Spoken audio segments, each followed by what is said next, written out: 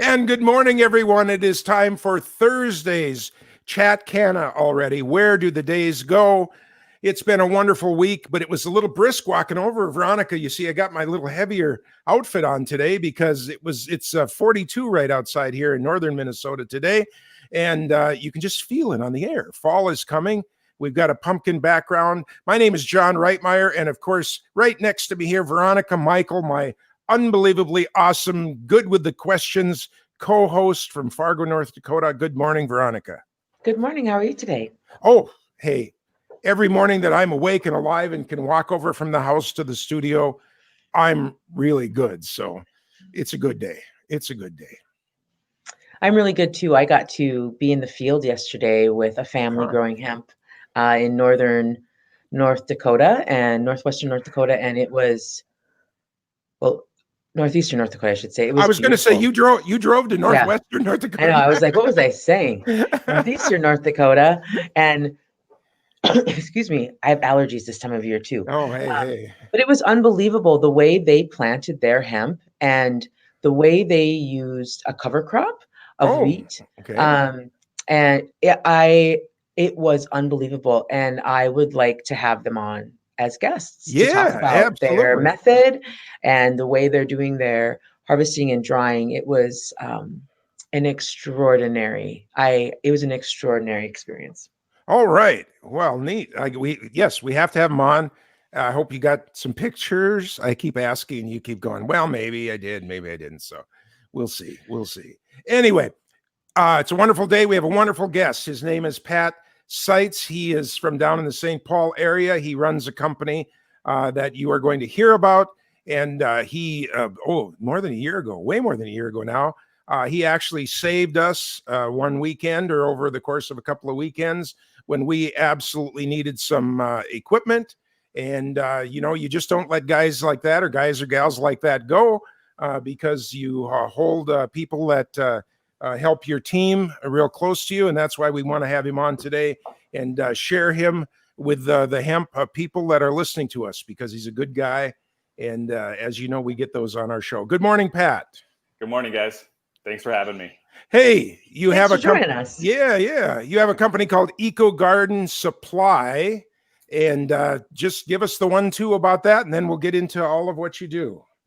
Okay, so EcoGarden Supply has been around since 2004. We've specialized in indoor gardening the entire time. So that's what we do. That's what we know. Both myself and my partner, who are the people who run the store, we've both been gardeners since the 90s. So we've been doing it a long time. We can help out with a lot of information. We have great solutions for people, but it's all really indoor related. I mean, we do sell amendments and we definitely ship pallets of inputs to hemp farmers in the field. But our focus at the store really is indoor gardening. So lighting, automation, specialty organics. We don't really sell any pest and disease control products that aren't OMRI certified. So we really try to keep it organic. And clean and make sure that whatever you are producing is edible and safe and so forth. And so that's kind of been our focus the entire time. With this hemp business, it's been kind of nice because obviously there's a lot more interest in getting plants ready for the spring, sprouting seeds indoors and starting that way. A lot of people are actually finding mother plants and working from cuttings. So they need propagation space. Some people are just growing indoors now too, for the flower market, smokable flower market. And that's been pretty exciting. And so, yeah, that's been a big driver of our business right now. We do have a lot of other people that are growing, everything under the sun indoors as well. So, a good combination or a good collective of people that come through there and come in and see us. Wonderful. 94. So looking at you, you seem relatively healthy. Are you a product of your own design? I mean, have you been eating all of these wonderful things that you produce? Yeah, I only have a small garden, but I do have a small outdoor garden that I produce peppers, tomatoes, herbs, and I definitely been enjoying it all summer long. Fantastic. Yeah. Wonderful. Well, what we're interested, of course, in today is how do we grow the perfect hemp plant? And of course, when you have them indoors, every plant is valuable. It's not like when we plant wheat across a 1 mile field and you just throw it out there in the ground and give it some NP and K and, hope that God gives us enough rain and everything. Every plant is important. So that's what we need to dig into, is what amendments, what kind of soil, what kind of light, what's the most perfect thing that we can give each and every hemp plant. In our first year of operation, we named and numbered every plant because we were tracking them, and my partner actually had them in a database, and he's a technical guy. He that's his day job. And so as a business kind of thing, he was just tracking those plants on a day-to-day basis. And of course, sadly, we had a little memorial service every couple of days as of the 900 plants, some would drop off as we were learning this. So make us smart here. What's the perfect or heading toward a perfect formula? So, like I was saying, I really focus on indoor, but with the outdoor growers, it really all depends on your intention. And that's how I look at it. So if you're intending to just produce for biomass, I would take a more commercial approach. I'd find really good compost somewhere, spread the field with that. One of our growers likes to use crab shell, bone meal, blood meal, and that's kind of his mix. And crab shell, okay. Yeah. And that's something that he's willing to hit the fields with, and it's worked really well for him. If you want to get really in depth, you can do a lot of soil sampling and take soil samples from different areas of your field, get that analyzed, and then make sure that based on where you're analyzing the field, that field is addressed individually, for that area, what it needs, what it might be lacking, and so forth.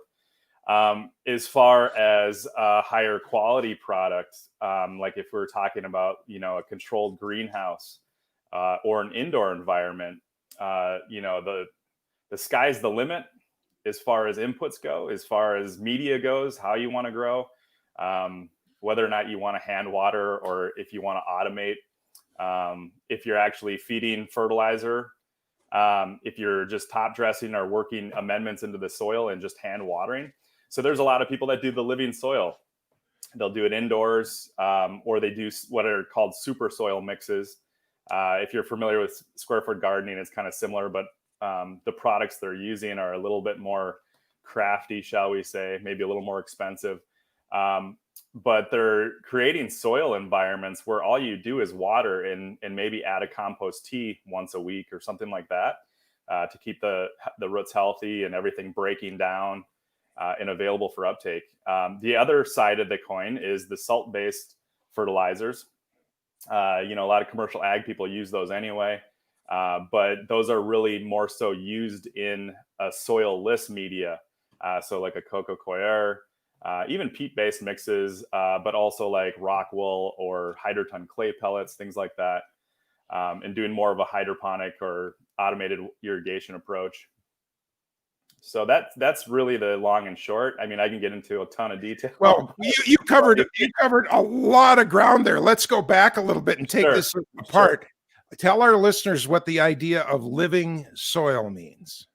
Living soil is really just a healthy soil. It's rich in microbes and biodiversity. The more biodiversity you can get, the better. Generally speaking, you're kind of wanting a balance of beneficial bacteria and beneficial fungus. And they work in conjunction to break organic material down, what you're feeding the composts and amendments and inputs down so that the plant can actually absorb those as food. So you want it to have that break apart, crumbly, non-stick together clay feeling. Is that? Absolutely. And, and proper hydration is always important. You want to make sure they don't get too dry or they stay too wet. Because they do need to breathe, but they also require moisture rather to survive and thrive.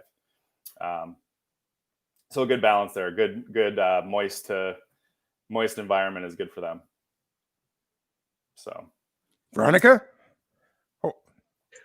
Well, so I wanted to actually go back a little bit because he covered so much ground there in just a minute. You covered so much ground, but I think there's so many things people want to grow. I mean, what are the types of products traditionally people are coming in that want to do indoor grow?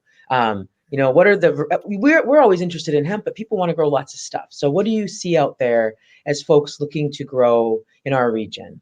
So in our region, it's like I say, everything under the sun, just indoors. So we get people, African violet growers, orchid growers, but then you get a lot of the tomato and herb people and things like that. Lettuces are super easy to grow.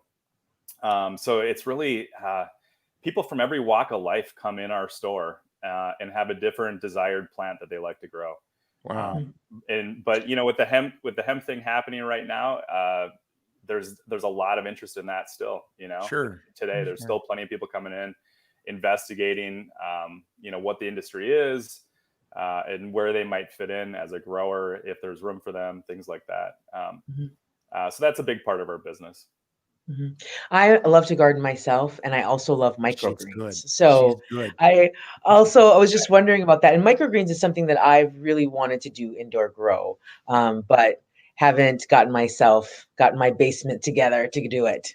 So we've actually done that in-house at the store. When I was, I'm not there as much day to day. So when I did get 2 shelving units going with microgreens and grew a bunch of different things. And it was obviously done as a display, but it was really nice to have them. And the funny thing about microgreens is I just heard a friend of mine was talking to a chef, and he said that he's having a hard time getting microgreens. He's kind of getting priced out apparently because the demand was high or the supply is really low, one of the two. Anyway, so there's definitely a market for microgreens, and it's really easy to set up and get going with. In really not that expensive in the realm of indoor gardening. So it's just the fact that it takes that one little thing that it's harder and harder to find people wanting to participate in, called work. Because there's, it's a regular kind of thing. You got to stay on it.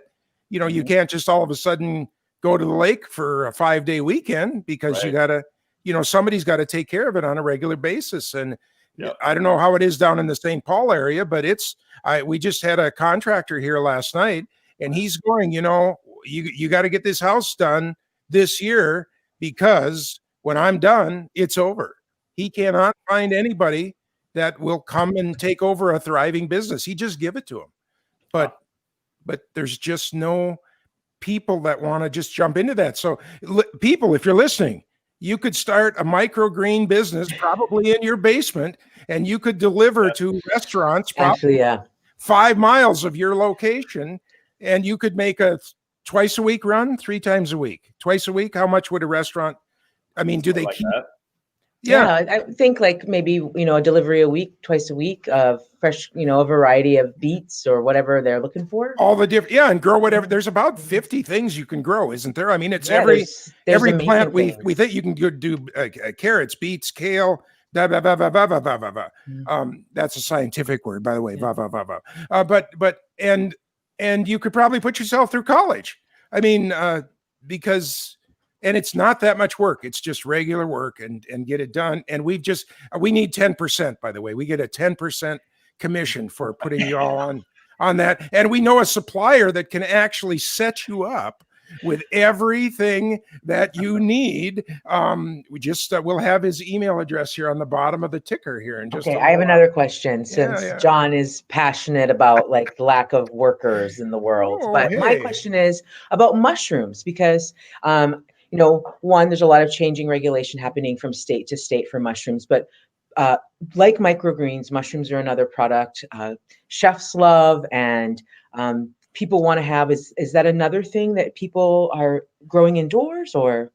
Yeah. So it's funny you asked that. I just on social, I just started following a company called R&R Cultivation, and they're cultivating mushrooms, and they have a wide variety. And one of the owners, the reason why I found him and started following him is one of the owners came into the store, and he was just looking for some random equipment that he wanted to use for his mushroom space.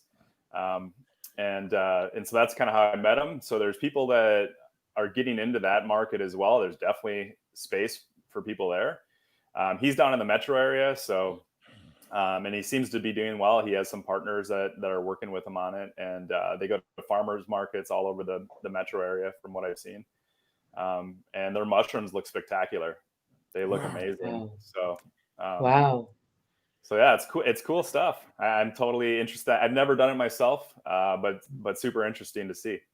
I saw an indoor grow where the lights were on, and they were like nylon sacks that were about the size of a birch log and about this high, and they had apparently been inoculated with, you know, the mushroom spores, and they were just growing out of the sides of the sacks with the right temperature and humidity. And I suppose they're fed a little bit. I can't imagine what you'd feed a mushroom, but I know what the joke about feeding a mushroom is, but I'm not sure what really it is. But it must be in the material in the sack, and the guy is just harvesting them, and of course a nice clean environment, and yeah, incredibly delicious mushrooms. So yeah, there's a lot of stuff on YouTube that you can actually go check out as far as mushroom grows go, and see very cool mushroom grows.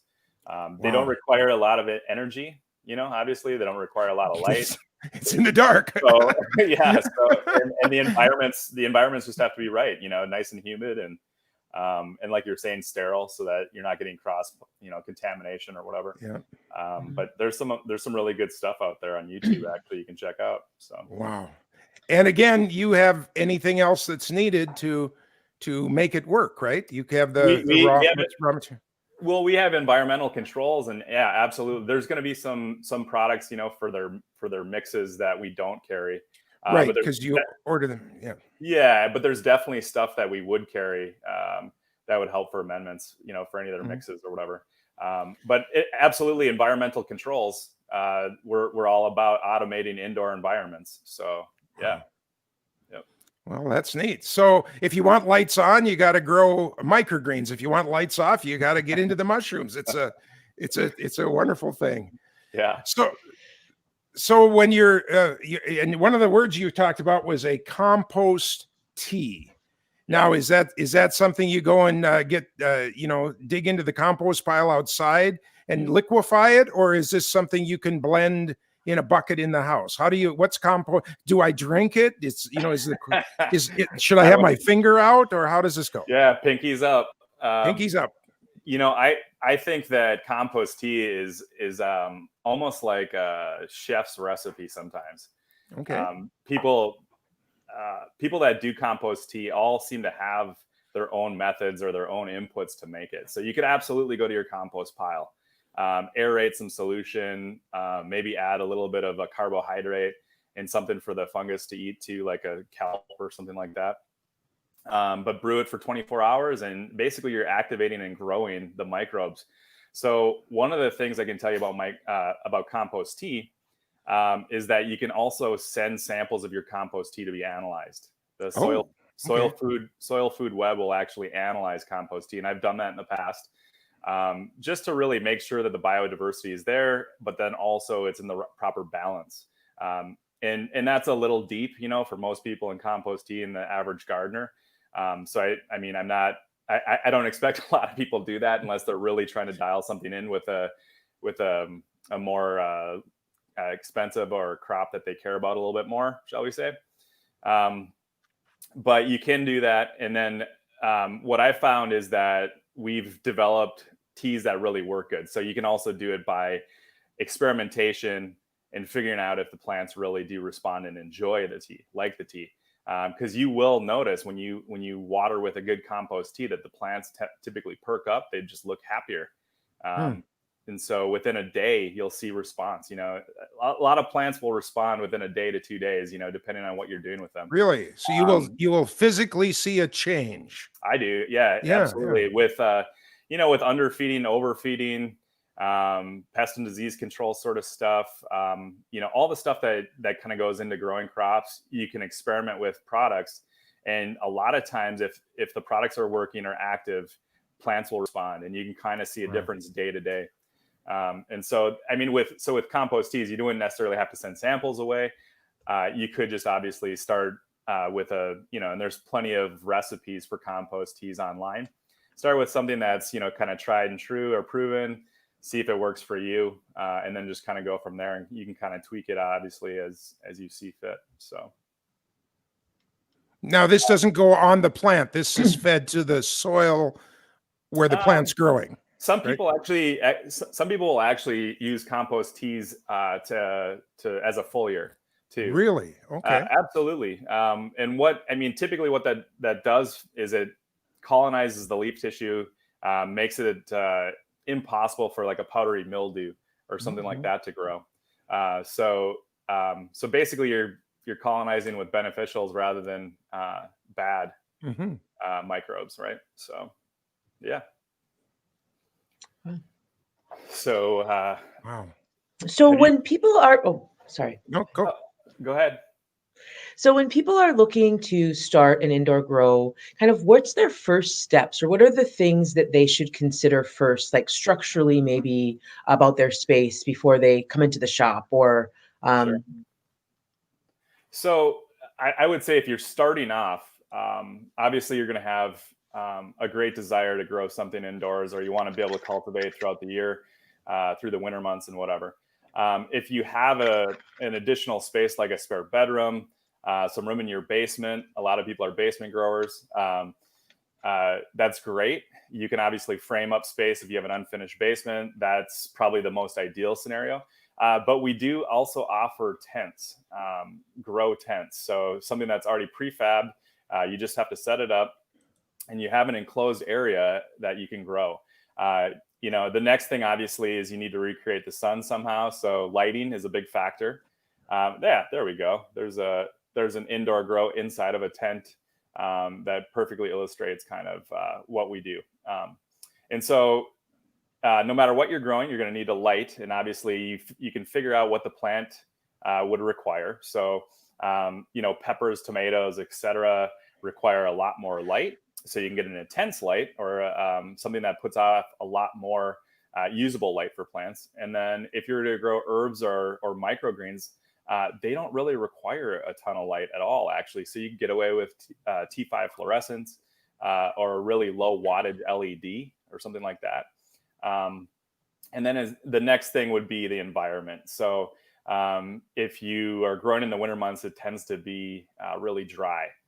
So you might need to get a humidifier in the space to kind of keep the ambient humidity a little higher where it needs to be, where plants can thrive better. The other thing about winter months is if it is in a basement, sometimes you can deal with colder weather, right? Or like colder temperatures, I should say, inside. And so you might need a space heater to offset the colder temperatures to kind of help create a better environment. So there's some of that stuff that goes into it. But really every space that I've ever grown in or that I've ever helped people with tends to be different, has its own kind of set of requirements. And so until you kind of get into it and go down that road, it's not straightforward necessarily what exactly you're going to have to do to create that environment. So the best thing is to have a little humidistat temperature or thermometer to figure out where that's at, and then a timer for your light, and those little odds and ends you can kind of figure out. The summer challenges are different. The summer challenges, obviously, you have a bunch of heat, so then you need to offset it with air cooling capacity, and then the humidity is higher, so you need a dehumidifier. So that's pretty much what people are dealing with indoors. I always have a million questions. So what is the kind of the average cost to jump in? So, everyone, hobbies, there's always kind of like, what's that entry point? What do you think? And you just gave a great answer, by the way, but I always want to ask, and you did say definitely it's scale, it's kind of where people are at in their houses, but kind of what's the investment that people are putting in? Investment is going to be widely varying too, as far as what you're growing, how much you're growing, and how serious you are, I guess. There's some people that, want to fill their entire basement, and that's obviously going to cost a lot of money, especially with automation controls and AC and bigger commercial dehumidifiers and things like that. But then also there's people that just want a single little LED light, a simple little $100 LED light, a little tent in a small little space to grow their little set of herbs. microgreens or whatever, you know. So you know, as far as like getting a little rack system set up to grow microgreens, I would think you could do it for, you know, the racks themselves or the shelving units are about $100. If we put a T5 light on each rack, you know, if, let's say we did 4 of them, that's probably another $100. And then all the trays and a little bit of soil that you need and the seed that you need. So a few $100 and you're probably good to go, or at least good to start. Wow, that's a really reasonable investment, especially for food and, you know, a way to have fresh food in the winter for, I mean. Oh, yeah. And impress your friends when they come over, you know. You just go and pick a little of this and a little of that, and they're going, where do you get this stuff? And well, I grow it. So, you know, I mean, no, and I don't mean that in a snarky. I probably sounded snarky. You sounded snarky. I sounded snarky. But I mean, it's you know, it's really good for you. It's good for the mind to get away from today's stressful times and you know, good conversations. So it's funny you say that, because I think a lot of people in the winter months deal with seasonal affective disorder, and growing indoors is a good way to combat that. I guess I've been able to experience that a lot of my life, growing indoors in the winter months. It's been nice. So yeah, no, definitely getting that light. The humidity is nice for my hair. Right. So yeah, but I do. I mean, mine too. It actually really is. I mean, that relationship of just, you know, doing something you enjoy, being able to relax around plants. That's all good for your mental health. So yeah, it's like a vacation in the middle of your day. Really, that's nice. A great way to put it. So how did you get so interested in plants? I mean, where did your passion for all this come from? You know, I actually have had grandparents that had a small farm, just a small subsistence farm. They retired onto it, so they didn't do it commercially. However, they did have some land that they allowed commercial farmers to farm. They took a good portion of it, though, a really good portion of it, and raised hogs, chickens, and did a lot of their own farming for themselves, and did a lot of canning and things like that.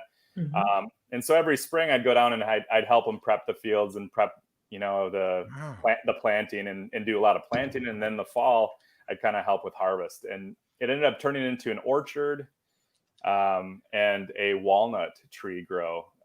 And that was just for like future value, the walnut trees or whatever. So yeah, they essentially got too old to really keep up with. Farming's hard work, you know, like you're talking about, you got to show up every day and it's a lot of work. So they eventually got too old for it and ended up selling the farm. But that's kind of where I gained my interest initially when I was young. I did a work study program when I was in high school at UMD, and it was actually measuring birch trees growing hydroponically. And the PhD student was actually writing software to project yields of corn, I think, in a given season based on growth rates and just other. But wait a minute, let's back up the horses. I know, it's again. Like birch trees hydroponically. Let's just dwell on that for just a second. There's so much happening. I know. I was like that too. Like, is this like space age trees in the sky kind of thing? No. So it was a work study program, and UMD has a greenhouse, and it was a horticultural student and PhD student, and so he was growing actually a recirculating drip system with sand, and he was growing birch trees, and we'd measure the petiole length and angle, the size of the leaf both ways, the internode length, just different things like that, like growth indicators. But these trees were designed. This was a temporary thing. The trees would ultimately go out to get planted. This was bringing them from seed to seedling to prep them to go live somewhere. Yeah. Good. Basically, he was doing a growth study with birch trees. Yeah. And then eventually it was going to turn into like a more commercial ag software application where he could project yields based on any given year. And this was when I was in high school. I'm 42 now, so this is a long time ago. A long time ago. Want to trade? Children. I deal with children. But what a fascinating, love work study. I mean, what a fascinating project to be able to work on. That was my first experience with hydroponics. Yeah, actually, I went to Epcot Center too when I was growing up. So I guess I saw it and then I experienced it firsthand when I was in high school. So, Wow. so yeah, but it really had you don't remember, but when Epcot Center was designed, the concept was out of this world. And I don't mean that as a joke. I mean, what Walt Disney really wanted Epcot Center to be was a demonstration of how people could interact and live ecologically friendly and everything. It's kind of gotten a little off the track over the years, but that was the setup for Epcot, was an incredible plan at the original setting. So if you had a magic wand, what would you do, Pat, to what would you like to see happen with people growing indoor in the future? It's funny because there's a ton of commercial growing indoors, as you guys are aware. But I think, it just kind of goes to what I think about is subsistence style farming, and how a lot more people probably need to be a little more in touch with where their food comes from, how it's grown, what goes into it, the inputs, and it's funny because I know someone who is scared to eat raspberries out of their yard, but they're willing to eat raspberries that are produced in Mexico with no idea of how they're produced or what goes into them. And it kind of blows my mind. Right. That's exactly right. But so I guess speaking of that, it's like, it'd be nice to see more people just be a little more aware of that and maybe have some participation in that, or at least support their local farmers and farmers markets. And if they're so inclined, grow some stuff indoors for themselves and go down that road to start experimenting with that and get into the things that they like to grow. Because there's nothing better than growing your own. I'm sure you guys know. No, every imperfect piece is beautiful, right? Sure. I think that's that other thing when you are growing your own food and you get to see the diversity of the plant, and you don't expect every apple to look the same or every raspberry or and you can strive for perfection, right? I mean, you can always try to grow the perfect tomato. We actually have some growers that are part of a tomato club that every year they enter into the large tomato contest at the state fair. And so that's cool. They come through and they buy all sorts of stuff to try to amend their soils and feed their tomatoes to grow that perfect tomato. So there's a lot of people searching for that perfection, but it's just a process, and processes are fun, they're enjoyable. It is. I like to eat my tomatoes in the garden, as I'm picking them. So really? Just like an apple? Yeah, well, yeah. Mm-hmm. Wow. Yep. Especially the cherries, of course. Of course. So yeah. The plum tomatoes, cherry tomatoes. Or the little, pear ones. Yeah. I'm impatient. So, to further kind of what you guys have kind of been asking me, I guess, we offer down at the store, we offer a lot of input as far as, getting started. If people have a specific space that they want to use, or a specific crop that they're trying to grow, we've kind of been there and done that, over the years, and worked with a lot of people who have. If we haven't, we have the experience through that usually, and so if people do come into our store or give us a call on over the phone, we can definitely ship them equipment, but we'll spend time with anybody with whatever they're looking to do as far as indoor growing, automation, or inputs, fertilizers, nursery supply, what they're going to need to actually get growing. And then if they're looking for, like a sales order of sorts to actually get started, we can kind of create those so they have a better idea of what everything would cost before they actually pull the trigger. So we really help on the research side too. Every single day we have people coming in that are new to indoor gardening, and they have a ton of questions, obviously, because it's definitely not the same as just putting something in the ground, Mm-hmm. So we will spend the time necessary to help people out with whatever they have. And that's what you need. You need a friend in your back pocket to just get advice on this, because I'm watching Veronica here and I can just see the wheels turning as she's making more plans here for her own personal food and garden and stuff, because she's talking to somebody. And that's the key to this you know, for folks when you're listening, you know, just you need to have that cultivation. This is not something where you can go to the local store and they go, did you want the blue one or the red one? I mean, this is really a time when you like you're talking about the growers group that tries to grow the biggest tomato, which I'm sure doesn't taste very good either. I'm sure. Might. You never know. No. I'm sure digging into that tomato. Maybe they have a giant like BLT when they're done. Yeah. For the hogs, maybe. But you'd be surprised. I've actually eaten one of the giant tomatoes, and it wasn't bad. It wasn't great, but it wasn't bad. Yeah, but I'm thinking they're accelerating its mass, not the sweetness and the joyous parts of the fruit. So you'd be surprised because healthy growth usually produces healthy plant or healthy produce. Well, yeah, I'll give you that, but I'm still saying, you know, it's just like a good piece of steak. It's not usually that great big tomahawk prime rib out there on the end. It's that nice little piece of meat. So I don't know. Sometimes I'm littler, sometimes I'm bigger. I'm always sweet. Yeah, I should think about that about me. Wait a minute. Let me rephrase that. But you know, just like those giant pumpkins. I mean, I've never seen a round one, you know, because gravity overcomes the.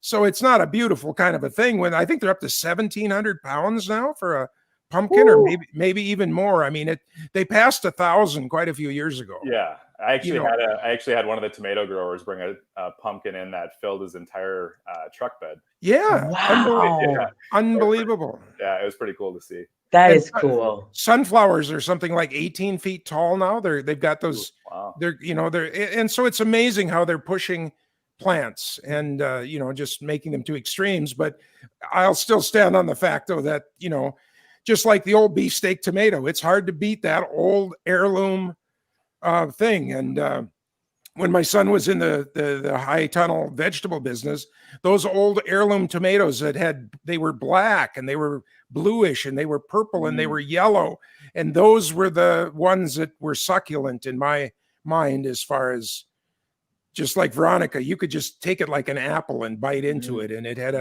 they had flavors that were not in these red design tomatoes. Nope, they're pink and yellow. They're so pretty. I like that. Unbelievable. Too. Yeah. So how about seeds? Do you have seeds there too, or is it everything but the seeds? Or are you into you know, we're not really a nursery.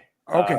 So but we do sell seeds. We sell we used to sell seeds of change, but then we moved over to a different company. They're all organically produced, and we have a smaller selection of seeds, but we do have the basics. And all of them are pretty nice to grow. Actually, the plants that I'm growing outside of my house are all from our rack. So some good peppers, some good tomatoes, good herb seeds. So wonderful. If you're looking for anything specialty, we don't really have a good selection for you. But yeah. Is there any rustling that do you know of going on in like there's peony rustlers, you know, that go and or rose rustlers? Is there vegetable rustling going on that you know of down there in the big city? No, not that I'm aware of. Okay. I've heard of hemp rustling, but oh yeah, this is more in the East Coast. It seems to be. The articles Vermont, New Hampshire. Maybe it's because it's a little hilly, so you can look at Veronica. She's like, what are you saying? Wrestling? Well, it's people a nice wrestle.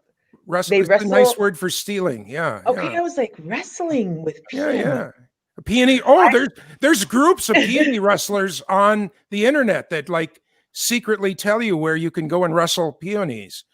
I have peonies that are hidden in my forest so that people don't know where they're growing. So glad to give anybody some. But I need some. I've killed now my fern peonies, which was really sad. Oh. But I have another one that I just like. I think I did something. So yeah, I want to come. And I can take you to some cemeteries where the peonies go back like 100 years. Yes. So yes, but is that? Yeah, we'll talk about that. No. It's perfectly as long as you very carefully, you know, just harvest the edges. I mean, but you'll see sometimes people have gone in and just taken a spade and dug up right by the gravestones and stuff. And it's like, don't do that. Oh my gosh. Rustlers, see? Rustlers. Yeah. I thought it was just the orchid thieves. I didn't know it was all these other thieves. Oh no, rose rustlers and peony rustlers. Yeah. The tree style peony apparently is a very expensive plant these days. Oh, okay. I've not seen that. Wow. Yeah, Peonies are really expensive. Yeah, you have the bush style, which they've obviously been around forever, but the tree style apparently is a popular peony now, and I've seen some that are well over $100 per plant. So. Sure. Wow. Well, if we get them and we put them in my trees and just leave them, in 5 or 10 years, we'll have a bunch of them, and then as long as they do well up here, we're right on the cusp of 3 and 2 as far as the climate lines, so some years it's 3 and some years it's 2, and so we have to be careful. Way up north. Oh, if it's not the end of the world, but you can see it from here. You can. Would that be Canada?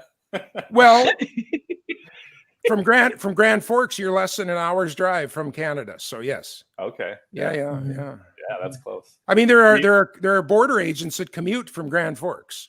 We haven't technically gotten a frost down here. We've had a frost warning, but haven't gotten any frost yet.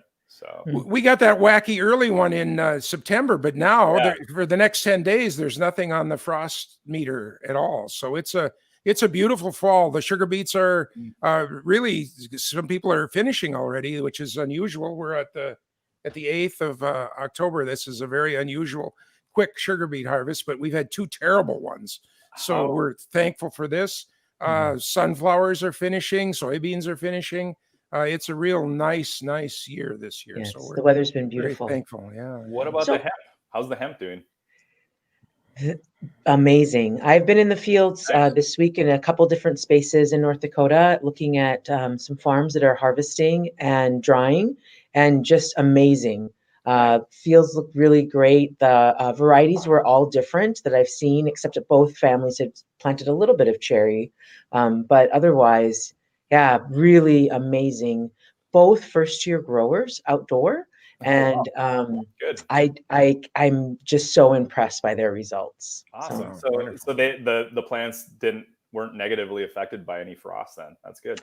There was some effect, but for both of these growers, they have had earlier problems. One with pests, wind was an issue, some dampness, needing to remove some plastic they had put down to retain some water. There was too much water. So some other challenges early on, but the plants motoring. Everyone's just trying to, they'll get everything out of the ground and get it hung to dry. So it's a busy time in hemp. That's good.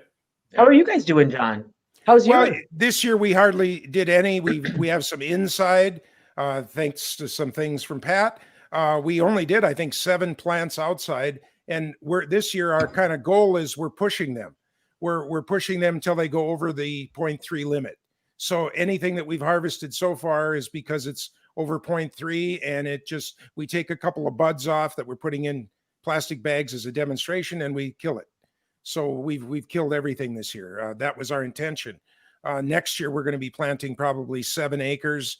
We're entering into a partnership, we hope, with the neighboring larger farmer, and we're gonna do a bigger grow. But this year we're just kind of in transition as we're learning. For our company, it's all about learning. All about learning and figuring out the streams.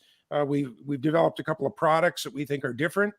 And so we're just working on those things. And, we didn't go into it because we needed to have this 2 or 3 or 5 acres make us a certain amount of money. We're into it for the trying to figure out the benefits and how it can really become a crop that my family that's in large mega farming can blend into their operation, because obviously they cannot blend it in the way it is right now. We can't work it that way. It's got to be something that they can cover ground with and then have a market for. And so that's our bottom line goal. So we're on track. We're real happy with what we're doing. You enjoy the indoor gardening? Yes, I do, because I have 4 vertebrae that are fused. So I can't climb up into tractors and do all the things that a guy used to be able to do. And so to have it all in one, the building next to this building is the barn that we foamed.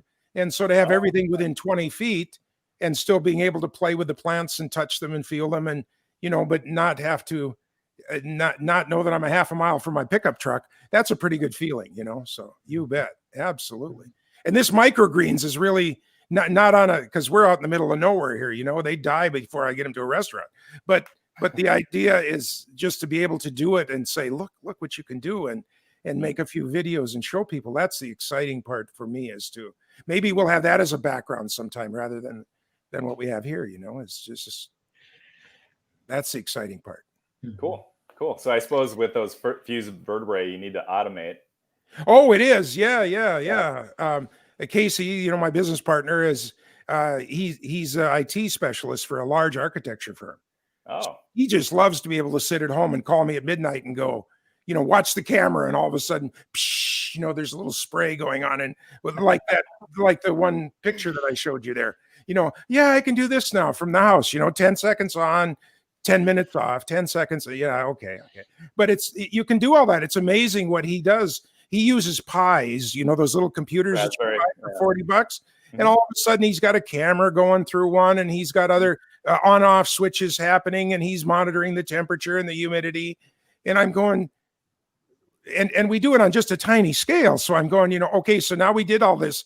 Why did we do that? And he goes, because it's cool, I'm going, well, and it is. It's totally cool. But some days I'm going, I could have walked out there and done that, So, it would be fun to have you back on, Pat, and see some of the equipment that you have in the store. Just give people some ideas about lights.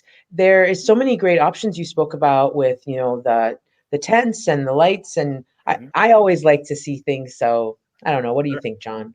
Absolutely. Or we could, if this thing that's happening around us, I almost said it. If this thing that's happening around us goes away, we'll do a show live from in the store, and really get up close and personal to some of this equipment and stuff. So, but right now, this is my home.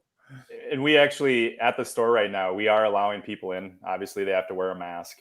Our hours have been reduced from what they normally are. We're no longer open on Sundays, but we do open 10 to 4, I believe, Monday through Saturday. So people can come in, or obviously, like I was saying, you can call or check out our website. But we do have a lot of good stuff to see at the store. So we do have the tents. We do have a bunch of automation control stuff set up. So we have a hydroponic tomato display. We have a living soil, or actually it's more like a super soil mix that's automated with just water feeding and drip emitters. So you can kind of get an idea of obviously with 2 plants that we have in there, you can hand water. But if you had a greenhouse full of plants that you wanted to automate, it's a good illustration of how you would do it. How to do it. Yeah. We have a cool compost tea brewer there. It's not always running, but we'll run it occasionally to hit the plants with some compost tea. All the different products. I can give you like a little tour of the space. So wow, wonderful. Well, we would love that. That'd be awesome. Well, I guess our time is up for today. It is. This has been wonderful. We've learned a lot. We do want to absolutely put a footnote on this, is do remember that you cannot grow hemp, and particularly any of the THC products, without the appropriate license. So anybody that's listening or has heard us talking about indoor grows or anything like that, we are underscoring here that licenses are needed for this. But you don't need a license to plant microgreens and tomatoes and peppers and giant pumpkins. Giant pumpkins. Do not grow kale, though. Kale is the devil's. It's the devil's tool. Not. It should never have been. I need to make you some kale. Yeah, we need to make a kale. The only complaint I have is the seeds are quite expensive sometimes. Oh, sure. And they should be. They should not be in the hands of regular people. So no, I'm just kidding. But lots and lots of good stuff. And Pat, we really want to thank you. Stay in touch. Absolutely.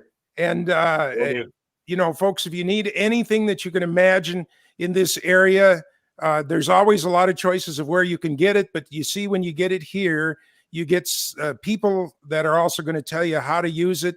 how not to use it, which is probably sometimes more important than how to use it. And they're there for you as a partner on the other end of the line. And to me, that is invaluable. So that's why we reach out and find folks such as Pat and the other guests that we've had on the show. We didn't do much hemp talking today, but that's okay, because everything we learn translates to feeding a good hemp product and having those happy too. So Pat, thank you. Happy holidays if we don't talk to you before the holidays that are coming up. And thanks for being on the show. Thanks for having me, guys. It was great talking to you guys. I really like what you guys are doing. And I'd love to come back and talk some more. Maybe we can talk more hemp next time. Oh, we will. Actually, we can talk about it.